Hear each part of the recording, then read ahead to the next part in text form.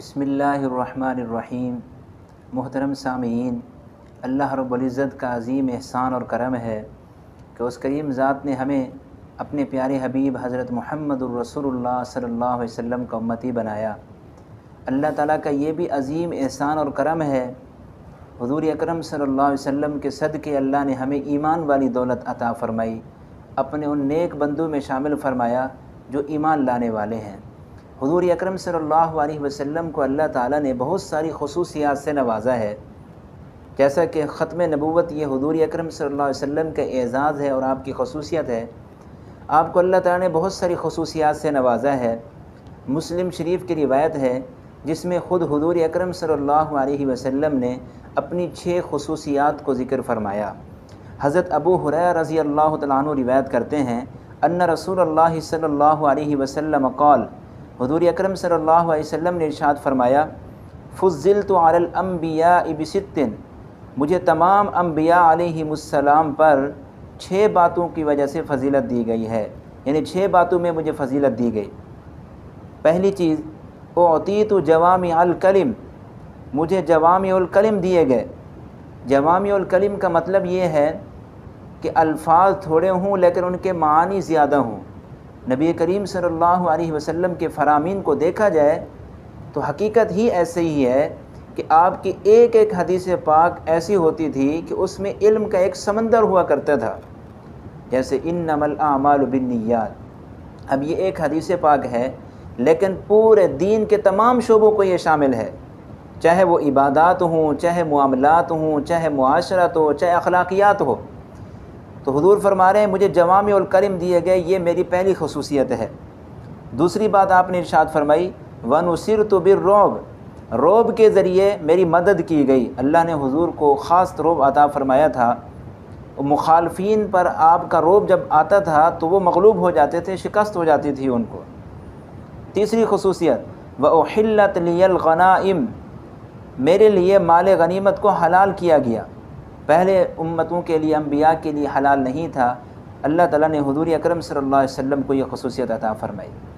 آگے فرمایا، وَجُعِلَتْ لِيَ الْأَرْضُ مَسْجِدًا وَطَهُورًا، میرے لیے زمین کو نماز پڑھنے کی جگہ بنا دی گئی۔ نماز روزانہ 5 مرتبہ فرض ہے۔ آپ دنیا کے جس کونے میں چلے جائیں، جس جگہ آپ چلے جائیں، آپ شہر میں ہوں نماز کا ٹائم ہے، نماز فرض ہے۔ آپ جنگل میں ہیں تو بھی نماز فرض ہے، آپ دیہات میں ہیں تو بھی نماز فرض ہے، حتیٰ کہ اگر آپ پہاڑ کی چوٹی پر ہیں تو بھی آپ کے اوپر نماز پڑھنا فرض ہے۔